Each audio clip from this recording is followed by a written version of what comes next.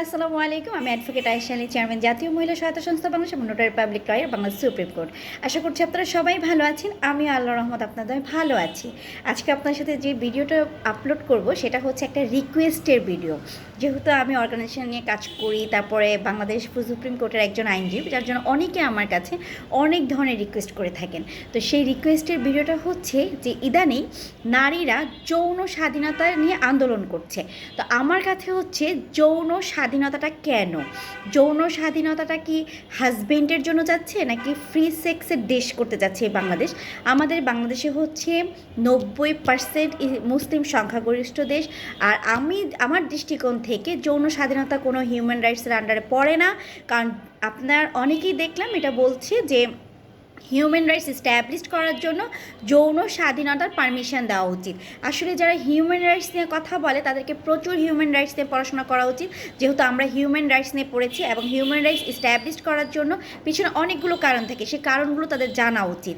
আরেকটা হচ্ছে যে ওনারা যারা যৌন স্বাধীনতা চাচ্ছেন তারা কি একবারও চিন্তা করেছেন যে এই যৌন স্বাধীনতাটা মানে কি? আপনি কি আপনার মেয়েকে যেখানে সেখানে যৌনতার জন্য ইনভলভ করার চেষ্টা করবেন? আমি তো মনে করি যারা যৌন স্বাধীনতা দিতে চান অথবা যৌন স্বাধীনতার জন্য আবেদন করছেন তারা প্রত্যেকেই বাস্তবে নিজেরাই এই বিভিন্ন জায়গায় যৌনতার সাথে লিপ্ত। কিন্তু আপনি কাদের জন্য যৌন স্বাধীনতা চাচ্ছেন? বাংলাদেশের 90% মহিলারা কিন্তু যৌন স্বাধীনতা চায় না। যৌন স্বাধীনতা তো তারা পশু পাখিও চায় না।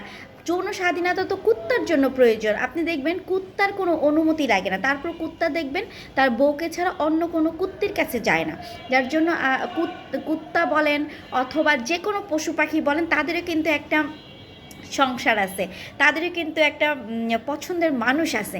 আর আমরা সৃষ্টির সেরা জীব হয়ে যদি এই জিনিসটা চাই যে এক বাংলাদেশের মধ্যে, যেটা হচ্ছে পৃথিবীর অন্য দেশের কথা বাদই দিলাম, যেহেতু তারা হচ্ছে সেভাবে কালচারটা মেনটেন করে, অথবা আপনি দেখবেন যে তারা ধর্মই মেনটেন করে না, কিন্তু যেহেতু আমরা মুসলিম সংখ্যাগরিষ্ঠ দেশ এবং আমাদের এটা বাচ্চাদের উপর প্রভাব পড়ে, সেই দিক থেকে খেয়াল করে হিউম্যান রাইটস এস্টাবলিশ করার জন্য অনেকগুলি সেক্টর আছে, সেদিক দিয়ে হিউম্যান রাইটস এস্টাবলিশ করার চেষ্টা করেন।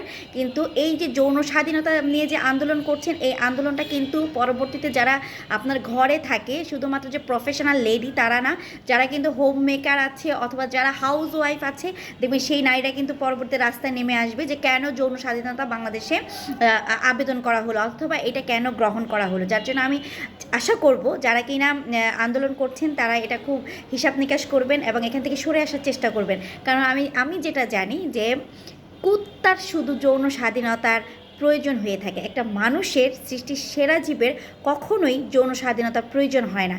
কারণ প্রত্যেকটা জিনিসের কিন্তু একটা সিস্টেম থাকে এবং প্রত্যেকটা জিনিসের কিন্তু একটা কৈফিয়ত দিতে হয়। সুতরাং আমাদের নেক্সট জেনারেশন যেন ধ্বংসের মুখে না যায়, সেজন্য এই কাজগুলো আমাদের সমাজ থেকে বন্ধ করতে হবে। আশা করি আপনারা সবাই ভালো থাকবেন, আমার জন্য দোয়া করবেন। আল্লাহ হাফেজ।